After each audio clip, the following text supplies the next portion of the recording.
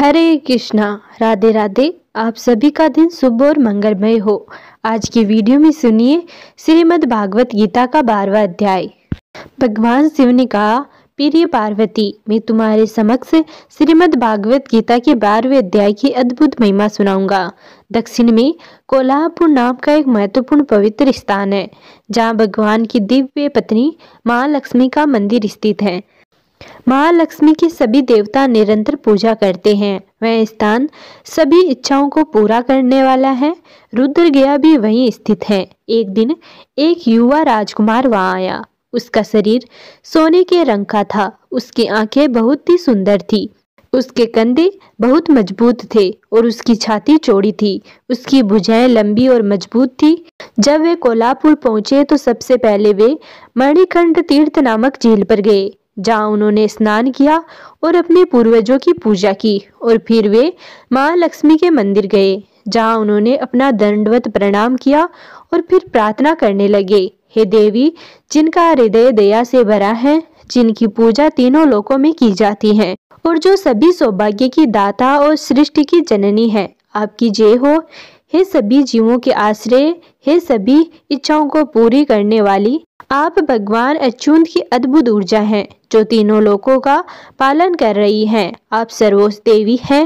हे भक्तों की रक्षक, आपकी जय हो। हे देवी, ये आप ही हैं जो भक्तों की इच्छाओं को पूरा करती हैं और ये आप ही हैं जो उन्हें अपना अच्युत की सेवा में लगाती हैं। हे देवी, तीनों लोकों के कल्याण और रक्षा के लिए आप अंबिका, ब्रह्मी, वैष्णवी, माहेश्वरी, वाराही, लक्ष्मी, नरसिंह, इंद्री, कुमारी, चंडिका, लक्ष्मी, सावित्री, चंद्रकला, रोहिणी, परमेश्वरी जैसी अनेक रूप धारण करती हैं। आपकी जय हो। आपकी महिमा अपार है। कृपया मुझ पर कृपा करें।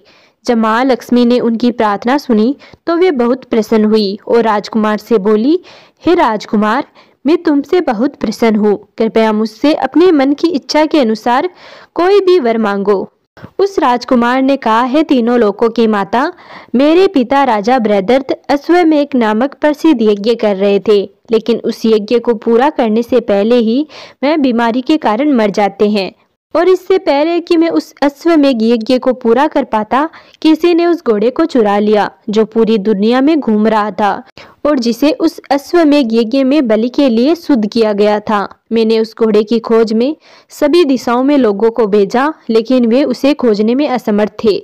तब मैंने पुजारी से आपकी मदद के लिए प्रार्थना करने की अनुमति ली, और यदि आप मुझसे प्रसन्न हैं तो कृपया मुझे बताइए कि मैं उस घोड़े को कैसे वापस पा सकता हूँ और अग्नि यज्ञ को पूरा कर सकता हूँ और इस प्रकार अपने पिता की इच्छा पूरी कर सकता हूँ।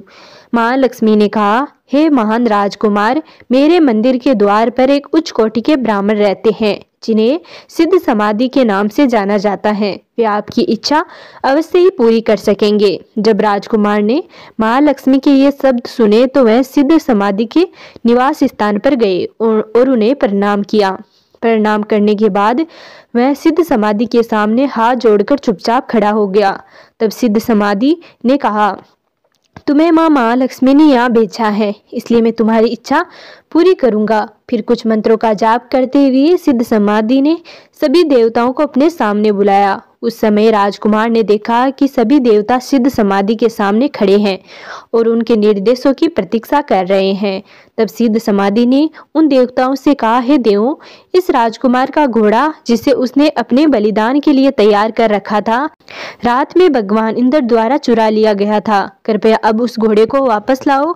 तुरंत ही वे देवता उस घोड़े को उसके सामने ले आए, जिसके बाद सिद्ध समाधि ने उन्हें विदा किया।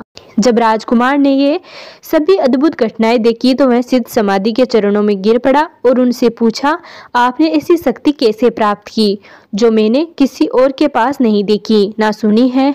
हे महान ऋषि, कृपया मेरी प्रार्थना सुने। मेरे पिता राजा अश्वमेध यज्ञ आरंभ करते समय अप्रत्याशित रूप से मर गए थे, इसलिए मैंने उनके शरीर को शुद्ध उबलते हुए तेल में रखा था। कृपया यदि आप चाहे तो उन्हें पुनर्जीवित कर दीजिए। यह सुनकर सिद्ध समाधि ने थोड़े हंसते हुए कहा, चलो हम उस स्थान पर चलते हैं जहां आपने अपने पिता का शरीर रखा है। जब वे उस स्थान पर पहुंचे तो सिद्ध समाधि ने अपने हाथ में से थोड़ा जल लिया और कुछ मंत्रों का जाप करते हुए उन्होंने राजा के मृत शरीर के सिर पर जल छिड़का। जैसे ही वह जल उनके शरीर को छू गया, राजा उठ बैठे और सिद्ध समाधि से पूछा, हे मान भक्त, आप कौन हैं? राजकुमार ने तुरंत अपने पिता को सारी घटनाएं बताई जो घटित हुई थी। जब राजा ने वह वर्णन सुना तो उन्होंने बार बार सिद्ध समाधि को प्रणाम किया और उनसे पूछा, ऐसी दिव्य शक्तियों को प्राप्त करने के लिए उन्होंने कौन सी तपस्या की है? राजा की जिज्ञासा सुनकर सिद्ध समाधि ने कहा, मेरे प्यारे राजा, मैं प्रतिदिन श्रीमद् भागवत गीता के 12वें अध्याय का पाठ करता हूँ। उस महान भक्त के वचन सुनकर राजा ने सिद्ध समाधि से श्रीमद् भागवत गीता का 12वां अध्याय सीखा। कालांतर में राजा और उसके पुत्र दोनों भगवान कृष्ण के चरण कमलों को प्राप्त हुए।